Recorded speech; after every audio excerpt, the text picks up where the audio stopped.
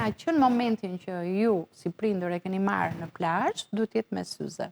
Ka syze për fëmijë të vegjël, ndërsa fëmijët që janë me miopi, hipermetropi, pa përjashtim duhet të bëjnë syze dielli me numër me filtra mbrojtës, që janë kundër rizatimit të dëmshëm të diellit, dhe duhet patjetër që t'i kenë syze, domethënë në periudhën e plazhit, syze dielli me numër, që janë mbrojtëse, dhe gjatë vitit pastaj syze optike. Por syze të diellit patjetër duhet të vijnë që në momentin që ti e ke nxjerr fëmin të lozin det. Duhet jemi të kujdesshëm tek syzet që përdorim kur vjen fjala tek syzet e diellit? Duhet merren vetëm nga optika që janë të certifikuara me syzet që janë origjinale mbrojtëse.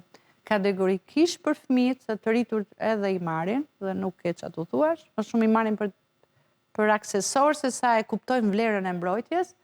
Për fëmijët kategorikisht syzja e diellit dhe syzja optike nuk merret në rrugë. Duhet të jetë e certifikuar, e kontrolluar, e vërtetuar dhe prindi duhet bëj pyetje shumë aty ku i merr dhe t'ja kërkoj dhe testin e polarizimit që i kanë optikat që vërtetojnë që syzja është origjinale dhe të pyet se sa më shumë. Çfarë ndodh nëse është e kundërta? Nëse është e kundërta, ti ke marrë një syze që është origjinale dhe që ti e dëmton akoma më shumë i thith, sepse ajo është një plastik që thith më shumë rrezet e diellit dhe dëmton më mirë ripa syze sepse dëmton më shumë shikimin.